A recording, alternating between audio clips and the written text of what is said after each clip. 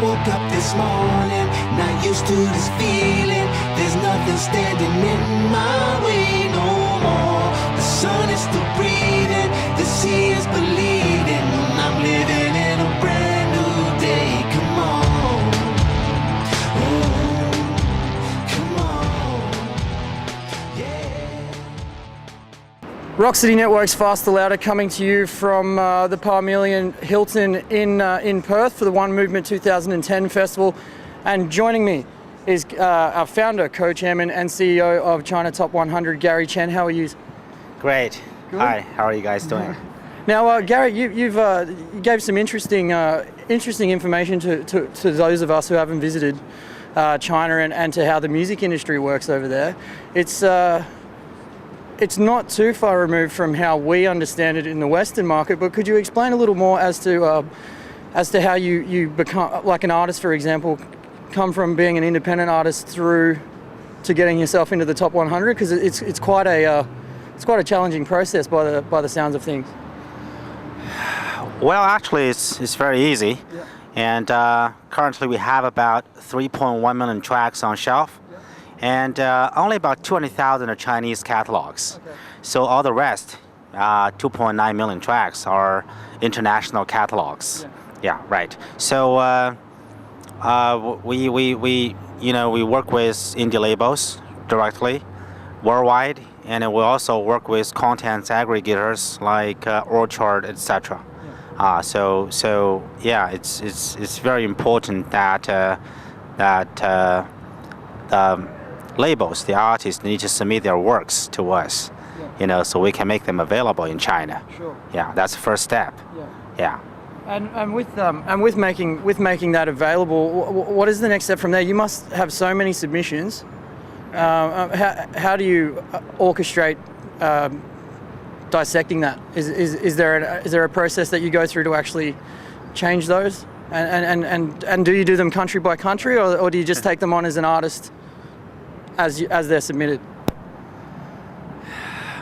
Well, that's very challenging, and for the past 5 years, we have tried to build a database. First we sign the licensing agreements with labels, then we get the data from them, then we try to localize the data, including certain Chinese translations, etc. But however, it's quite work. Yeah. So right now, we really want to see that a local firm in each country that can work with us. Sure. To establish, like, say, a channel thing, like Australian music channel. So pretty much we need to work with a partner who understands what's going on in the local music scene, and also the profiles of the artist. Sure. Right? I mean, that's so important. I mean, that's very, very fundamental. It's very basic stuff. Yeah. You need to have a description of who you are, and what your label represents and everything. Yeah. Okay. Yeah. Now, with when you're releasing, obviously Chinese artists, getting them out there in the top 100, is there a way that do you try and convert them to English to promote it into the English-speaking market, or do you just have it as Chinese in the top 100? Because I would assume that your listener base is not just inside China, especially with an online presence. You would have an online audience around the world for the China Top 100? Currently we focus on mainland China, so our service is mainland China. So, going to global market is our second step. Yeah. And how far into the process has that step been taken, the second step? Where are you with that second step to this point in time? Well, I think it still needs to take another 2 years, before we can dominate the local market, taking, let's say, 50% of market share in China, then which you're talking about over right now you're talking about 300 million users of online music in China. So which means that I need to have over 150 million users in China. Then, you know, we would consider going abroad. Yeah. Yeah. How has one movement played a part in making that process happen? With I guess what would you call it? Exposing the China Top 100 and the artists that you represent. How has one movement helped you in that respect? Well, I believe this is very important. I mean, for the whole APAC, Asia Pacific, you know, the market is booming. The music, there are abundant artists, great artists in this area, and if you think about in the next 5 to 10 years, you know, you're talking about over, you know, 1.5 billion to 2 billion mobile device users, mobile internet users in this area, in China, India, etc. And going from almost zero last year to that amount. And people will have access to music via the new 3G phones, the Android device, the iPhones, pad, you know, all the things being connected to internet. And you know, this is what's happening here. I think, especially regarding the movement, I think the word is correct.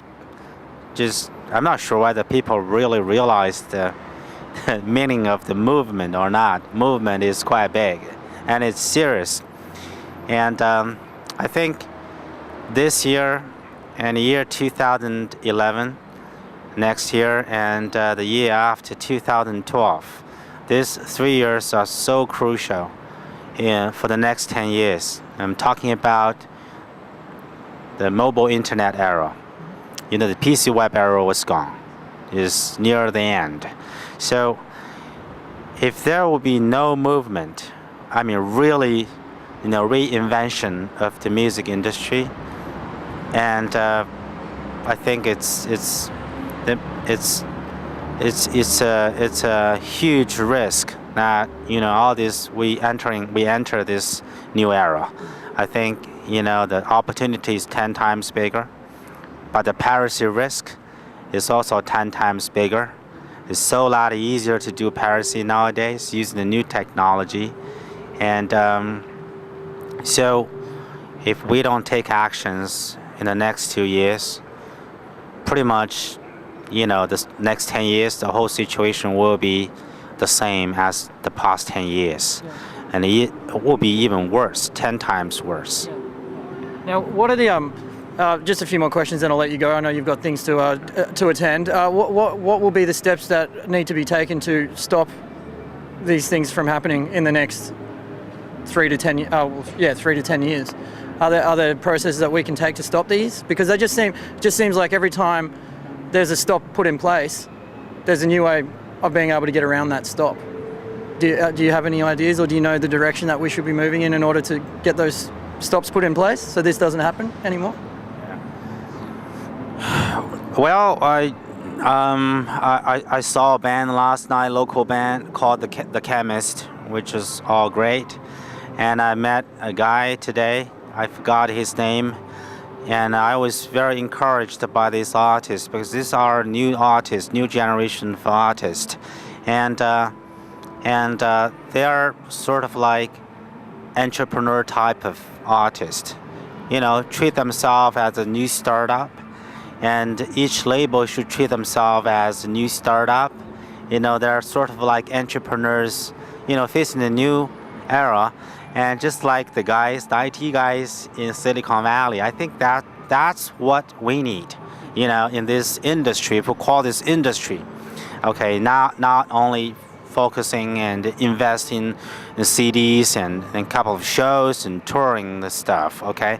So which means that these are the actions we need to take Okay, and also we need to expand into the value chains. Let's say our company is very busy right now in working with all the Android device makers in China, the mobile phones, the iPad kind of products, and the PCs, etc., to embed our services, to make our legal music services available, seamless music services available, right, into all the devices, right, as many as possible.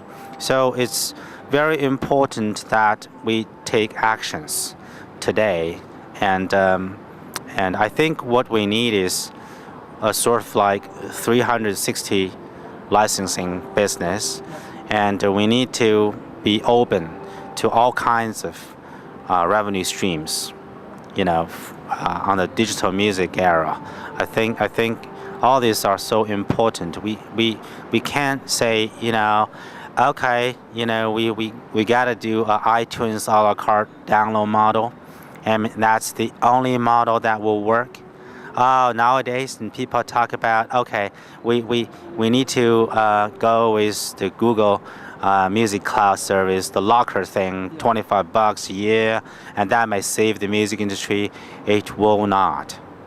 Okay, and it's part of the revenue streams, and really, we can't complain and blame other people, not government, not legal whatever structure, not Apple, not Google, not Microsoft, not all these guys. We are a music industry ourselves, so we need to reinvent. So seriously rebuild the music industry. Seriously think about how we monetize, right? Everything we make. I mean, be open to music apps, music games, all this music cloud service, well, any digital music services that provides value to users, that we should be open. Sure. Right? And that's the movement. Yeah, that's the movement, right? If we can do that, we take all the marketplace, we take the spots, so the piracy guys cannot go in, just like 10 years ago, and we take this place, we monetize it, be it for pay or not for pay, media model plus the for pay model, that's always the case for internet stuff. Yeah. All right. Now, Gary, your final thoughts in the session today. Seymour Stein, he said that in the world of music today, and where we're going forward into the future, moving forward into the future, he said that India and China will be the savior of the music industry. What are your thoughts on that? I kind of agree, not because I'm Chinese, I don't have that kind of ego. People like Seymour, is also my idol, and there are many great artists in the whole world. But I think China is a country that I think people like us are so serious about monetization, building the business model. We want to try everything possible to build the business model. And I think that's what really matters. It's not that you write hit song, you write great song, and then you're all set. No, nowadays, that's not the case. There's one thing I disagree is that, okay, good music is fundamental. But if you look at past 10 years, it's not. There's a good music, but all these musicians, their lives, and they can't even make a living in some countries, which is terrible. So companies like us really trying so hard in China. I believe also our colleagues in India also. I think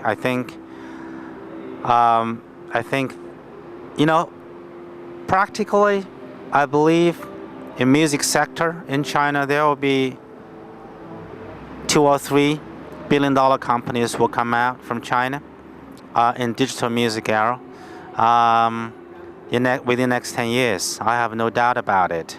Because for the past 10 years in PC web era, there are 3 Chinese companies becoming like over $10 billion companies. If company like Top 100 would become that successful, and also music labels own part of our company, that's something. That's something big, So I really think that, we should learn from the IT industry. We should learn what they have been doing so good. The Silicon Valley kind of entrepreneur type of spirit. And if we do that, I think, music, come on, we have more users, more fans of music, ever growing. And I'm very optimistic about the future of the digital music industry, not only in China and India, but also I believe in here, Australia, in Europe and America. That day will come, I think very soon, within 5 years. Yeah. Well, Gary, thank you very much for your time. I know you've got an absolutely packed schedule, so it's been an absolute pleasure to talk to you, and hopefully we get to bump into each other again at other music expos like this around the world. We'll definitely talk to you again. It's been a great chat. Gary Chen, founder, co-chairman and CEO of the China Top 100. It's Rock City Networks and Faster Louder from One Movement 2010. I'm living in a brand